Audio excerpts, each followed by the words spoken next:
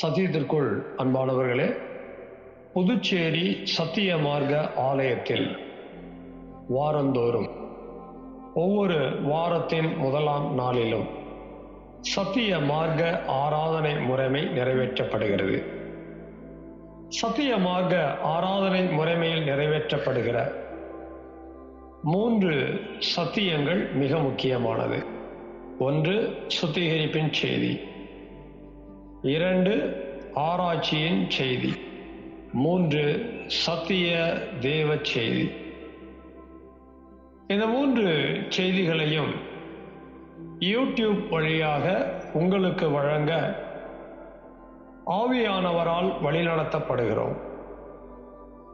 இன்றைக்கும் நீங்கள் கேட்கிற இந்த சத்திய செய்தியினை கவனமாக கேளுங்கள். கருத்தாக சத்தியத்தின் ஆழங்களை கண்டுபிடியுங்கள். கேட்கிற சத்தியத்தின் அடிப்படையிலே உணர்ந்து அதை உங்களுடைய தனிப்பட்ட குடும்ப பொது ஊழிய வாழ்க்கையிலே கைகொண்டு வாழ்வதற்கு சத்திய தேவனுக்குள் வார்த்தைக்குள் பிரயாசப்படுங்கள். சத்திய தேவன் தாமே உங்கள் ஒவ்வொருவரையும் ஆசீர்வதிப்பாராக. இந்த சத்திய செய்தியை கேட்பதோடு மாத்திரமல்ல, ஒவ்வொரு செய்திக்கும் உங்களுடைய லைக் எங்களுக்கு ரொம்ப முக்கியமாக இருக்கிறது. அதுபோல உங்களுடைய கமெண்ட்ஸ் எங்களுக்கு தேவையாக இருக்கிறது. மேலும் இந்த சேனல் உங்களுடைய பயனுக்காக ஆரம்பிக்கப்பட்டிருக்கிறபடியால் சத்திய மார்க்க ஆலயம் புதுச்சேரி என்கிற இந்த சேனலுக்கு உங்களுடைய ஆதரவை தாருங்கள். சப்ஸ்கிரைப் செய்யுங்கள். சத்திய தேவனுக்கு மகிமை உண்டாவதாக. ஆமேன். புதுச்சேரி சத்திய மார்க்க ஆலயத்திற்கு இந்த மாதத்திலும் 3வது முறையாக வாரத்தின் முதலாம் நாளில் கூடி வந்திருக்கிறதான உங்கள் ஒவ்வொருவரையும் சத்திய பிதா, குமாரன், பரிசுத்த ஆவியானவருடைய தெய்வீக நாமத்தினாலே சத்திய அன்போடு கூட வாழ்த்தி வரவேற்கின்றேன். சத்தியத்திற்குள் அன்பானவர்களே, சத்திய மார்க்க ஆராதனை முறைமையில் 3 பகுதிகளிலே முதல் பகுதியாக இருக்கக்கூடிய உட்பிரகாரத்தின் 2 சத்தியங்களிலே முதல் சத்தியமாக இருக்கக்கூடிய கல்வாரி வெண்கல தொட்டி அண்டையிலே நாம் காணப்படுகிறோம். எதற்காக கல்வாரி வெண்கல தொட்டி அண்டையிலே நாம் இருக்கிறோம் என்றால், கல்வாரி சிலுவையிலே கர்த்தராகிய இயேசு கிறிஸ்து நமக்காக நியாயம் தீர்க்கப்பட்டு அடிக்கப்பட்டு பலியாகி ஆராதனை முறைமைகளை நிறைவேற்றுவதற்கு நம்மை சுத்தம் பண்ண அவருடைய ஜீவனை கொடுத்திருக்கிறார். எப்போதெல்லாம் நாம் ஆராதனை முறைமையை நிறைவேற்ற கூடி வருகிறோமோ அப்போதெல்லாம் நம்மை நிதானித்து சுத்தம் பண்ணப்பட முதல் சத்தியமாக என்றைக்கும் சுத்திகரிப்பின் செய்தியை தெய்வம் நமக்கு கொடுக்க இருக்கிறார். இன்றைக்கு நாம் கேட்க வேண்டிய சுத்திகரிப்பின் செய்தியை நாமும் நம்முடைய குறை குற்றங்களை கண்டுபிடிக்க எனக்காக நமக்காக பரிசுத்த ஆவியானவர் பேசுகிறார் என்ற உணர்வோடு நாம் சுத்திகரிப்பின் செய்தியை கேட்க வேண்டும். இன்றைய சுத்திகரிப்பின் செய்திக்கான தலைப்பு என்னவென்றால், கலக்கம் உண்டாக்குகிறவர்களாக வாழ்கிற குற்றம். தலைப்பினை நாம் எழுதியிருப்போம் என்றால் அதற்கு வேண்டிய ஆதார ஒத்து வசனங்களையும் எழுதிக் கொள்வோம். எபிரேயர் 12:15 முதல் வசனம் எபிரேயர் 12:15 எழுதிவிட்டோமானால், 2ஆம் வசனம் நீதிமொழிகள் 10:29, 3ஆம் வசனம் நீதிமொழிகள் 13:3, 4ஆம் வசனம் அப்போஸ்தலர் 21:31, கடைசியாக 5ஆம் வசனமாக நாம் எப்போதும் எழுதி கொள்ளக்கூடிய சங்கீதம் 73:13. சத்தியத்திற்குள் அன்பான தேவச்சனமே, சுத்திகரிப்பின் செய்தியை நாம் கேட்க இருக்கிறோம். இன்றைய தலைப்பு கலக்கம் உண்டாக்குகிறவர்களாக வாழ்கிற குற்றம். தேவனுடைய சபைக்குள்ளே, அதாவது சத்திய மார்க்க சபை என்று வேதத்திலே எழுதப்பட்டிருக்கிற புதிய ஏற்பாட்டு சபைக்குள்ளே தேவனுடைய ஊழியர்கள், தேவனுடைய ஜனங்கள் என நாம் காணப்படுவோம். நம்முடைய வாழ்க்கை கூடுமானவரை குற்றமற்றதாக காணப்பட வேண்டும். ஏதோ விதத்தில் குற்றமானது நம்மிடத்தில் காணப்படவோ அந்த குற்றமானது வெளிப்படவோ பல நேரங்களில் வாய்ப்புகள். இப்படி குற்றங்களின் வரிசைப்படி நாம் பார்க்கும்போது இன்றைக்கு நாம் எழுதியிருக்கிற தலைப்பு கலக்கம் உண்டாக்குகிறவர்கள். நானோ நாமோ சபைக்குள்ளே வாழ்கிற தேவ ஜனங்களுக்கோ அல்லது என்னால் மற்றொரு நபருக்கோ கலக்கம் உண்டாகிறதா? இதைத்தான் நாம் இன்றைக்கு சுத்திகரிப்பின் செய்தியிலே கேட்டு அறிய இருக்கிறோம். கலக்கம் என்ற வார்த்தைக்கு பல்வேறு பொருள் இருக்கிறது.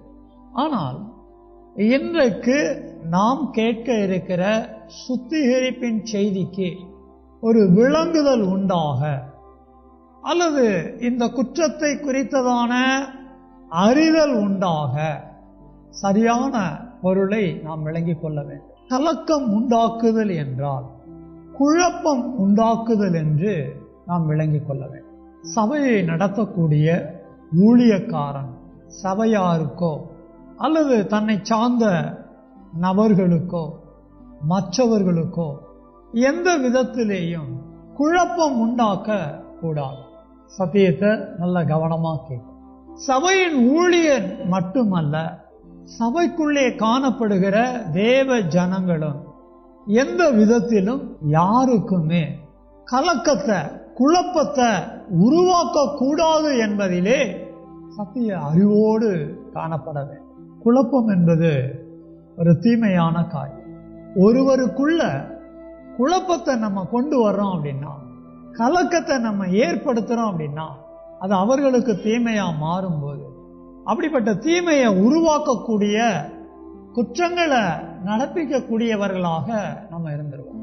அடுத்தவங்களை பத்தி நம்ம யோசிக்கிறது இல்லை. ஆனா அடுத்தவங்களுடைய மற்றவர்களுடைய வாழ்க்கையில ஒரு குழப்பத்தை கொண்டு வருகிற, குற்றத்தை நடப்பிக்கிற, குறையுள்ள பாத்திரமா சபைக்குள்ள நாம் இருக்கிறோமா என்பதை கண்டுபிடிக்க. இதெல்லாம் ஒரு வேலையா? இதெல்லாம் செய்ய எனக்கு எங்க நேரம் இருக்கு? இதெல்லாம் நான் செய்ய மாட்டேன் அப்படின்னு நம்ம நினைக்கலாம். நம்மையும் அறியாமல் நம்மையும் உணராமல் பல நேரங்கள்ல நாம் மற்றவர்களுக்கு குழப்பத்தை ஏற்படுத்தக்கூடிய ஒரு நபராக அல்லது இவ்விதத்திலே குற்றத்தை செய்யக்கூடிய குற்றமுள்ளவராக நாம் நம்முடைய வாழ்க்கையை நடத்துவதற்கு வாய்ப்புகள் இருந்திருக்கும். அதெல்லாம் இன்னைக்கு நம்ம வசன அடிப்படையில் கண்டுபிடிக்க இருக்கிறோம்.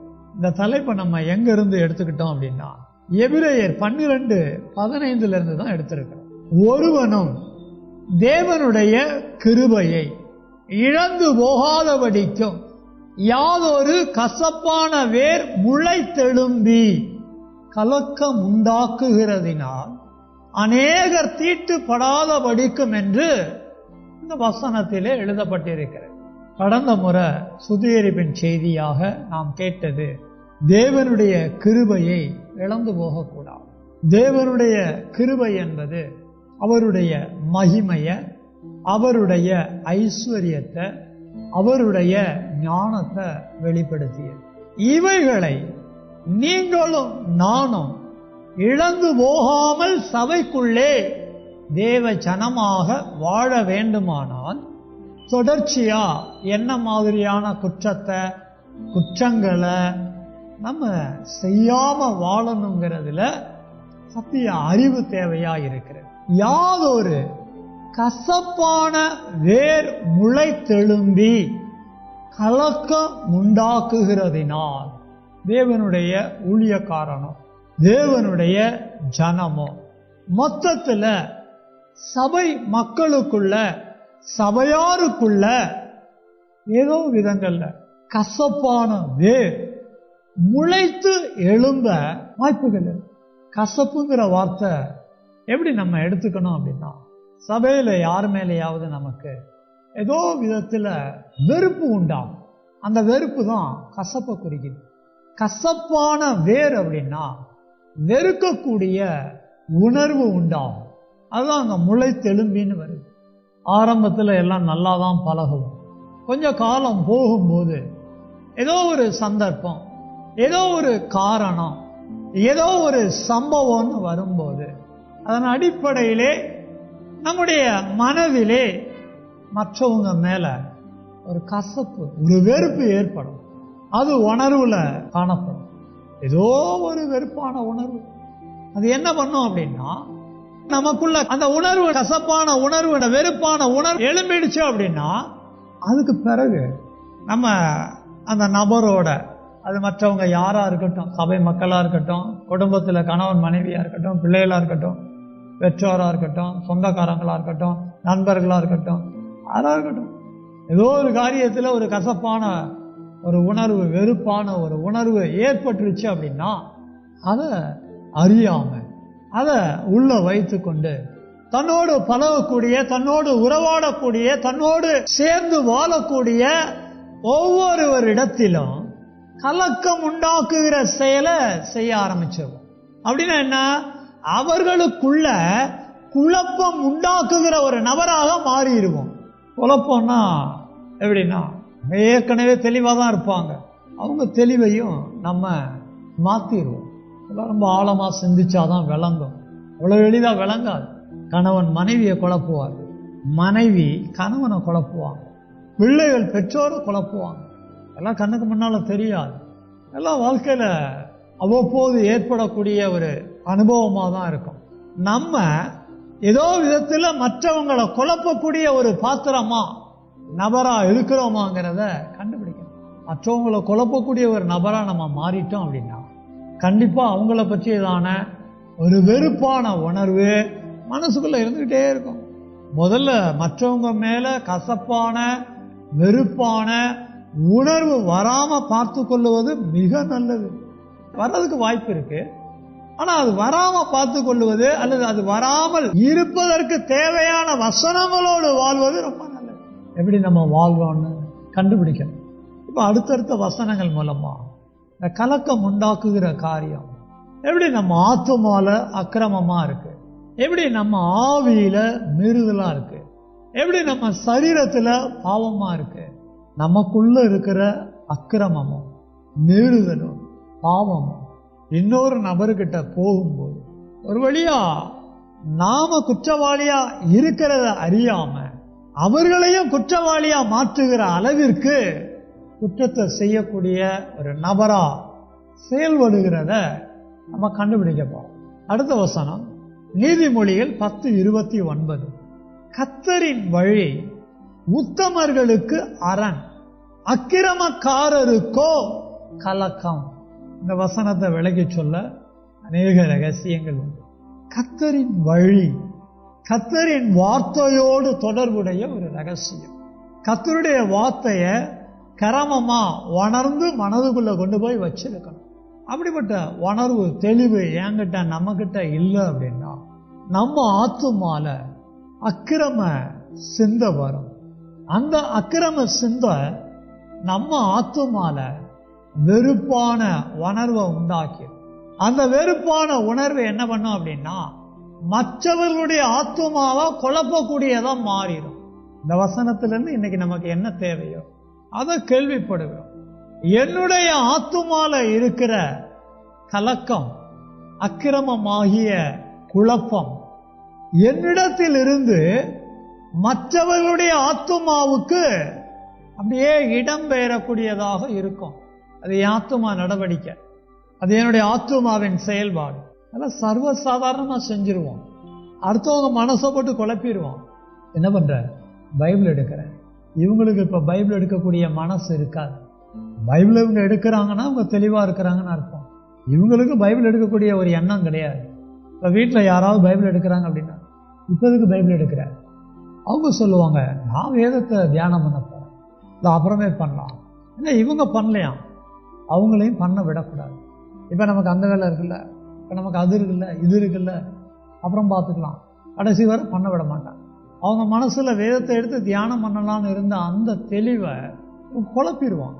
இது வேதத்தை வச்சு ஒரு உதாரணத்தை நம்ம எடுத்துக்கிறோம்.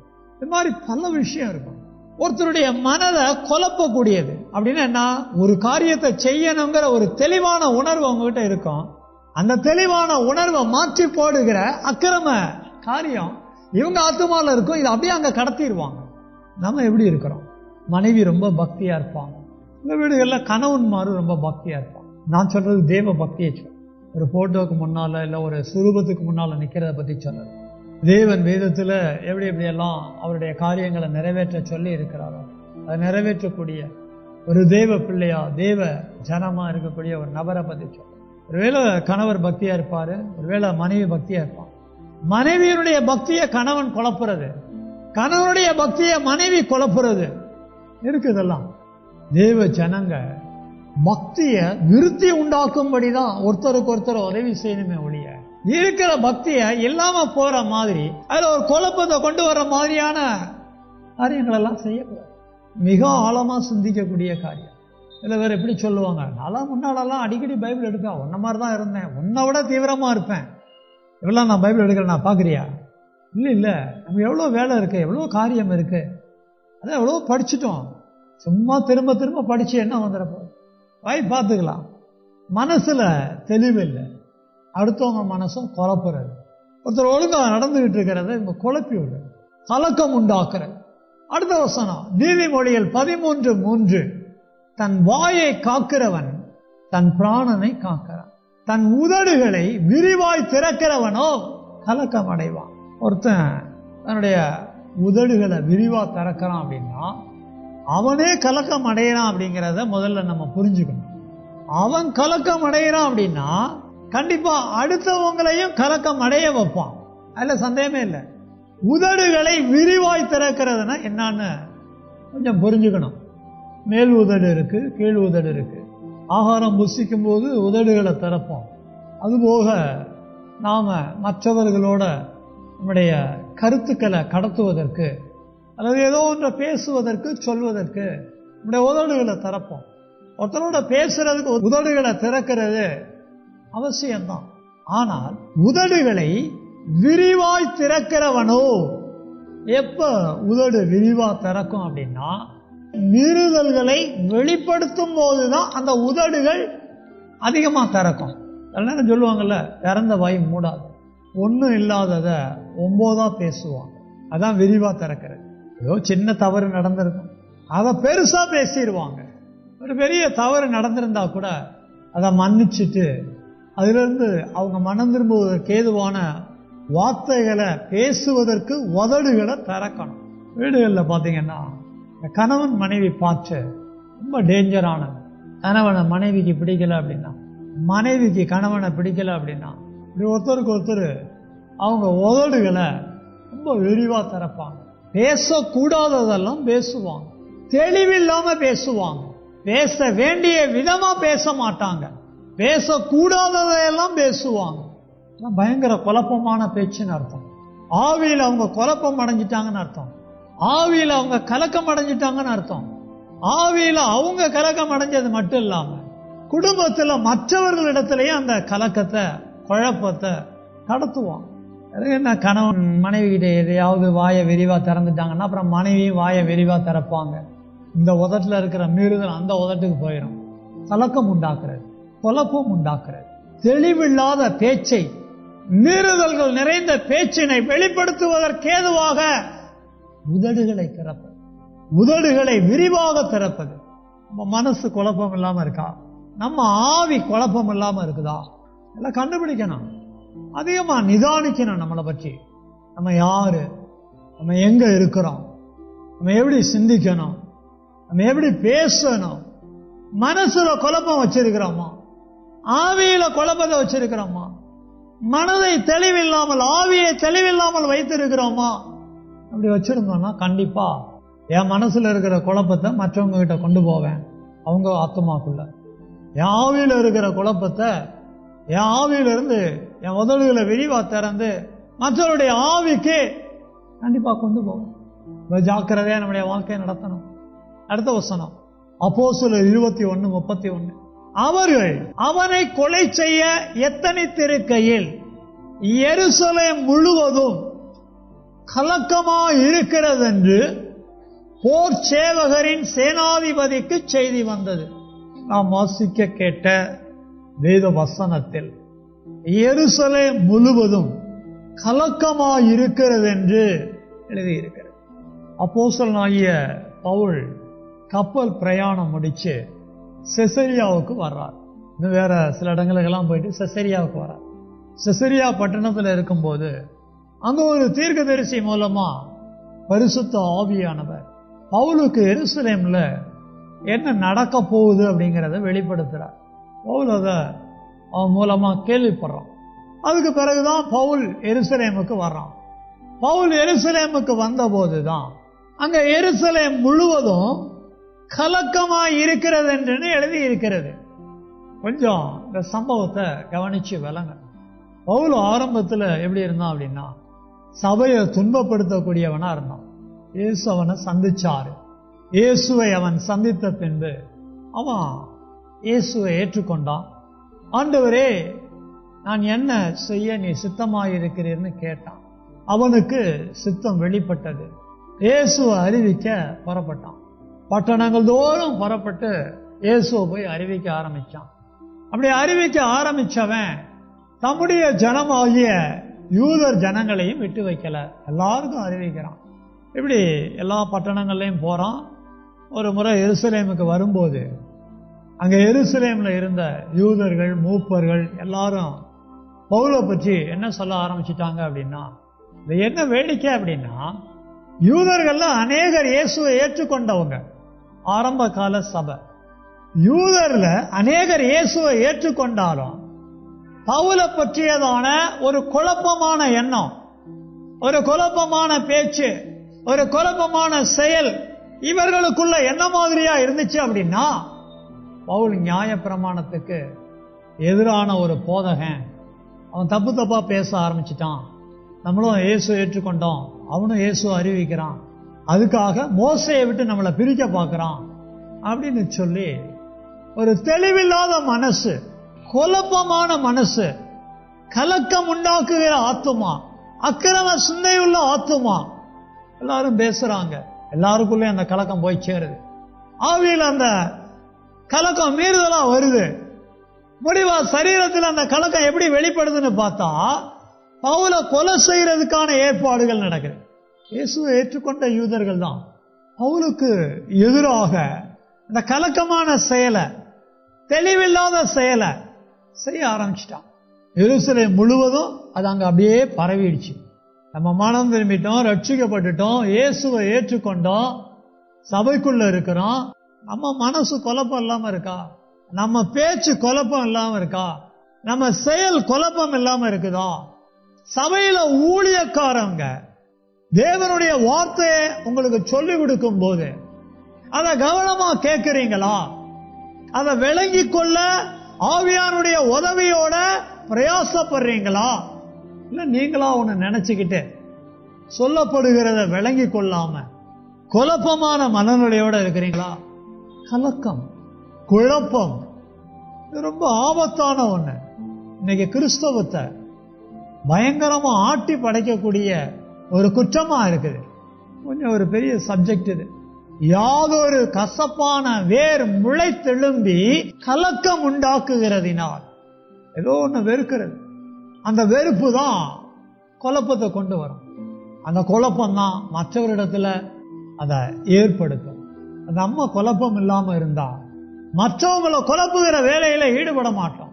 ஒழுங்கா தியானம் பண்ணுவாங்க, ஒழுங்கா ஜெபிப்பாங்க, ஒழுங்கா ஆராதிப்பாங்க. அவங்கள அதெல்லாம் செய்ய விடாம அப்படியே குழப்பிடுறது. ஒழுங்கா சபைக்கு வருவாங்க, அவங்கள ஒழுங்கா சபைக்கு வரவிடாம அப்படியே குழப்பிடுறது. என்னங்க பெரிய சத்திய மார்க்கம், இப்பதாங்க சத்திய மார்க்கம் வந்துச்சு, இவ்வளவு காலம் சபையெல்லாம் நடந்தது அதெல்லாம் என்ன, இவ்வளவு காலம் டீச்சிங் எல்லாம் பண்ணாங்களே அதெல்லாம் என்ன, இவங்க என்னமோ புதுசா வந்துட்டு எதா இருந்தாலும் 3 சாட்சிங்கிறாங்க, எதா இருந்தாலும் டிவைன் ட்ரூத்துங்கிறாங்க. அப்ப இவ்வளவு நாள் நாங்கெல்லாம் எல்லாம் பண்ணதெல்லாம் என்ன இது? அப்படியெல்லாம் ஒண்ணும் இல்ல. எல்லா இடத்துலயும் பைபிள் தானே வச்சிருக்கிறாங்க, அவங்களும் பிரசங்கம் தானே பண்றாங்க, அவங்களும் போதனை தானே பண்றாங்க.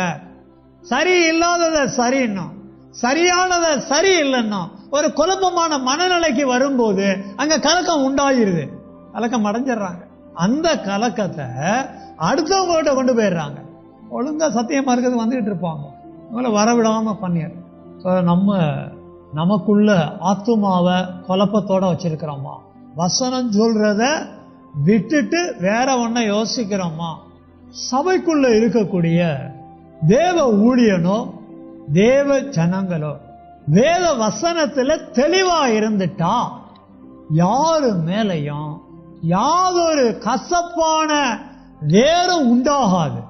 வசனத்துல தெளிவில்லாம இருக்கிறதுனால ஏதோ ஒரு சந்தர்ப்பத்துல, ஏதோ ஒரு சூழ்நிலையில, ஏதோ ஒரு காரணத்துல மற்றவங்க மேல ஒரு கசப்பு, ஒரு வெறுப்பு, அப்படிப்பட்ட உணர்வு எழும்பிடுது. அந்த உணர்வை மாத்திக்கிறதே கிடையாது, அதை அப்படியே வச்சுக்கிறது. அப்படியே ஆத்துமார வச்சிருக்கிறதுனாலதான் அது என்ன பண்ணுது, ஆத்துமாக்குள்ள தெளிவான உணர்வை கொஞ்சம் கொஞ்சமா குழப்பி கலக்கமா மாத்திரு. அப்படி மாத்தின பிறகு அதுவரை அவங்க கரெக்டா தான் செயல்படுவாங்க, ஒழுங்கா எல்லா காரியத்தையும் செய்வாங்க. ஆலயத்துக்கு வர்றதாகட்டும், வீட்டிலே ஆகட்டும், வேலை செய்யற இடத்துல ஆகட்டும், தனிப்பட்ட வாழ்க்கையாகட்டும், குடும்ப வாழ்க்கையாகட்டும், பொது வேலை ஊழிய வாழ்க்கையாகட்டும், எல்லாம் கரெக்டா தான் போயிட்டு இருக்கும்.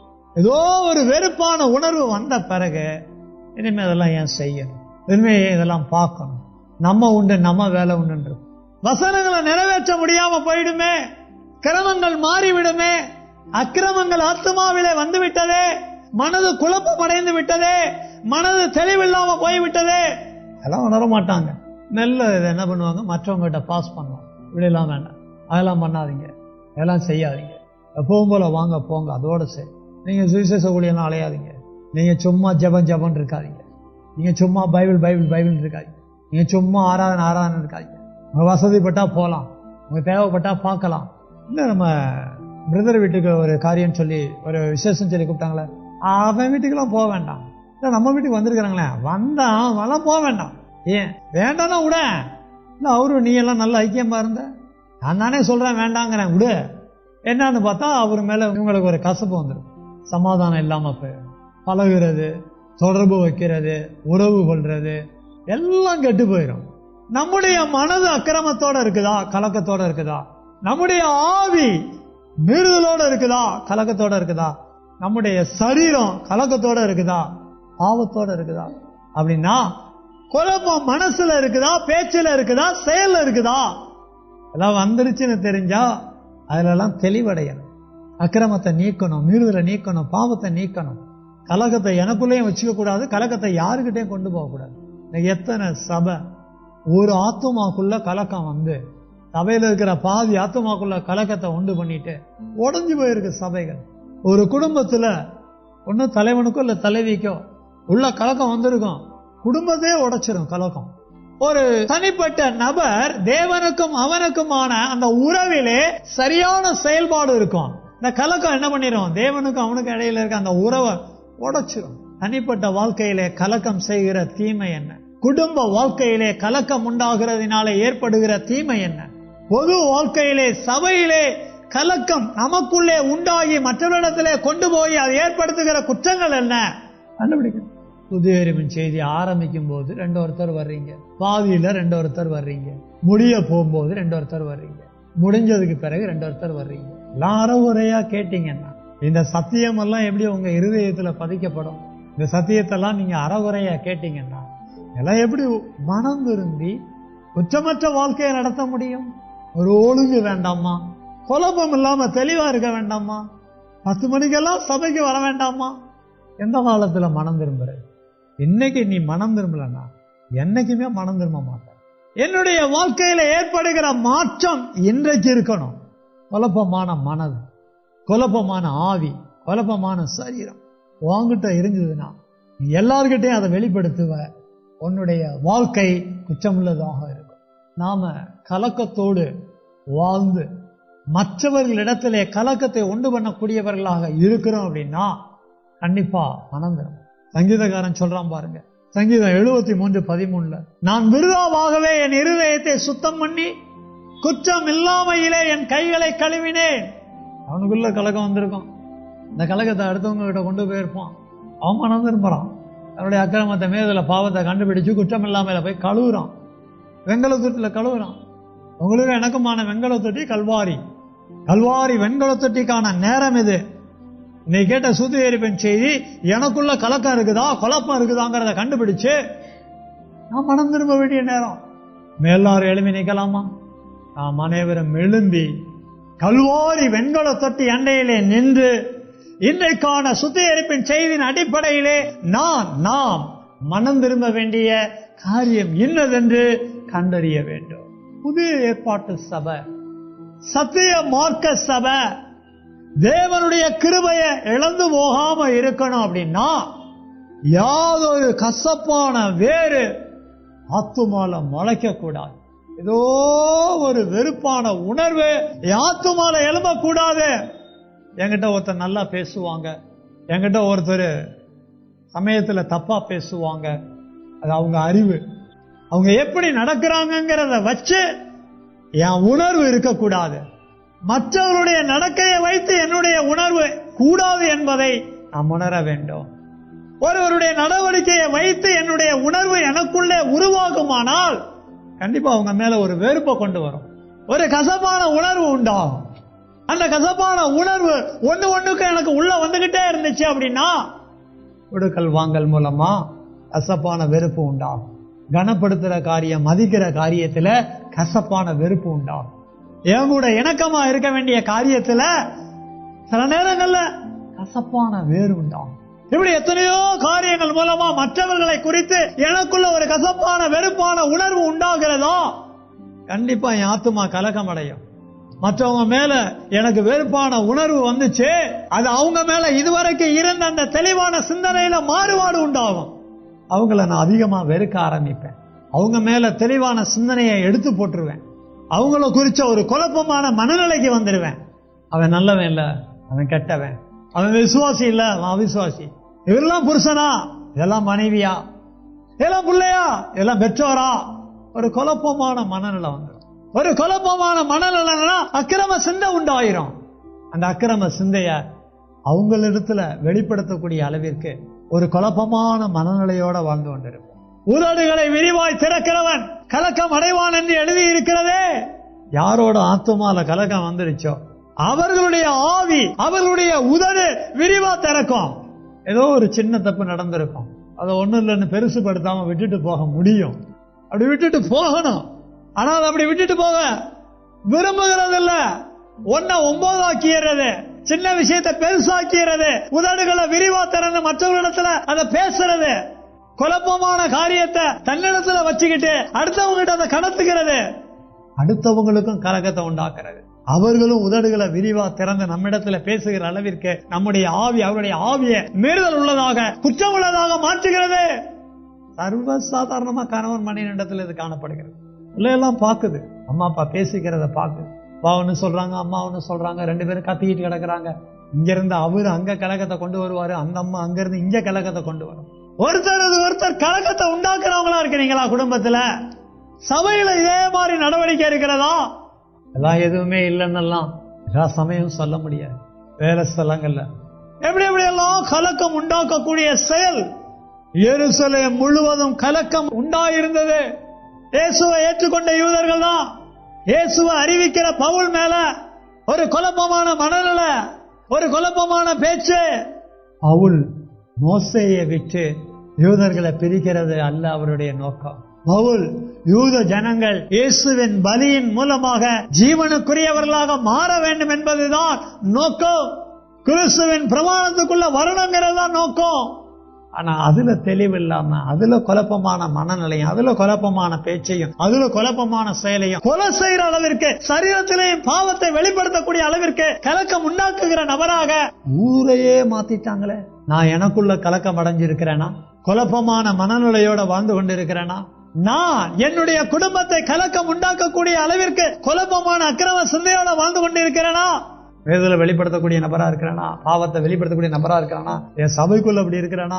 எல்லாம் அக்கிரமம், மீறுதல், பாவம்னு சொல்லி உணர்ந்து இதுக்கெல்லாம் மூலமா இருக்கக்கூடிய அந்த கசப்பான வேறெல்லாம் நான் எனக்குள்ள இருந்து எடுத்து போட்டு என்னைக்கு நான் மனம் திரும்பணும். கல்வாரி வெண்கல தொட்டி எண்ணெயில என் ஆவி, ஆத்துமா, சரீரத்தை கழுவணும். நான் எல்லாரோடும் ஐக்கியமா இருக்கணும். நான் எல்லாரோடும் சமாதானமா இருக்கணும். நான் எல்லாரோடும் உறவா இருக்கணும். எல்லாரோடும் இயேசு போல வாழணும்.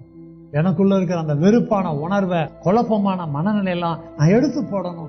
என்ன உணர்ந்து ஆவியானவர்ன்னு சொல்லி கேட்க வேண்டாமா? ஊழியக்காரன் ஒன்று சொல்லும் போது அதை ஏற்றுக்கொள்வதற்கான தெளிவான மனப்பான்மை இல்லை. கணவன் ஒன்று சொல்லும் போது அதை ஏற்றுக்கொள்ளக்கூடிய தெளிவான ஒரு மனசு இல்லை. எல்லாம் எடுத்து போட்டு எல்லாம் மனம் திரும்பணும். கடந்த ஒரு வார காலமா நம்முடைய வாழ்க்கையை நடத்தி இருக்கிறோம். கண்களை எப்படி வச்சிருந்தோம்? இச்சைகளுக்கு விலக்கி இருந்தோமா? இச்சைகளுக்கு உட்படுத்தி இருந்தோமா? வாயை எப்படி வச்சிருந்தோம்? ஜீவனத்தின் பெருமைக்கு உட்படுத்தி இருக்கிறோமா? காத்து இருக்கிறோமா? உடம்பை எப்படி வச்சிருந்தோம்? மாம்சத்தின் இச்சைக்கு இடம் கொடுத்து இருக்கிறோமா? விலைக்கு பாதுகாத்தோமா?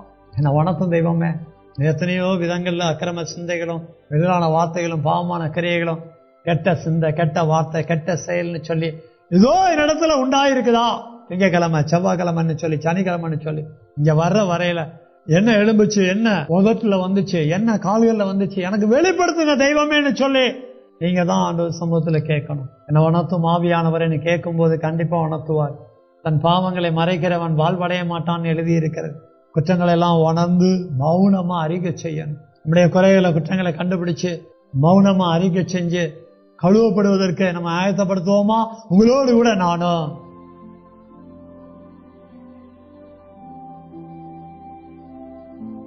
இச்சைகளையும் குற்றங்களையும் உணர்ந்து அறிக்கை செஞ்சிட்டோம் அப்படின்னா எந்த அளவுக்கு அதெல்லாம் விட்டு விட்டு தேவனுடைய இரக்கத்தை பெற்று வாழணும்னு சொல்லி விரும்புறோமோ அந்த அளவுக்கு கிருபை நமக்கு உண்டாகும். கல்வாரி வெண்கல தொட்டி எண்டையிலே மனம் திரும்பின நாம கர்த்தராகிய இயேசு கிறிஸ்துவினுடைய அந்த ஜீவனால கழுவப்பட, நாமத்தினால மன்னிப்பு பெற, வசனத்தினால சுத்திகரிக்கப்பட ஒப்பு கொடுக்கலாமா? ஒப்பு கொடுக்கிற ஒவ்வொருவருக்கும் செபிக்க இருக்கு. சத்திய தோப்பனே, சத்திய குமாரனே, சத்திய ஆவியானவரே, சுத்திகரிப்பின் செய்தியை கேட்டு நாங்க மனம் திரும்பி இருக்கிறோம். எங்களுடைய குறைகளை, குற்றங்களை கண்டுபிடிச்சு அறிக்கை பண்ணி இருக்கிறோம். கர்த்தராகிய இயேசுவின் நாமத்தினால எங்களை மன்னிங்க. அவர் எங்களுக்காக கல்வாரி சிலுவையில கொடுத்த குற்றமற்ற, மாசற்ற, விளையாடப்பட்ட ஜீவ ஆவி ரத்தம் சலத்தினால கழுவுங்க. எபேசியர் 5:26, 1 Corinthians 6:11, 1:7 எங்களை சுத்தமாக்குங்க. நாங்கள் வேண்டிக் கொண்டபடியே நீ செய்திருந்து விசுவாசம் சகல துதிகன மகிமையாவற்றை செலுத்துவோம். சத்திய இயேசுவின் நாமத்தில் சத்தியாவின் துணையோடு ஜெபிக்கிறோம். சத்தியம் உள்ள பிதாவே, ஆமென், ஆமென்.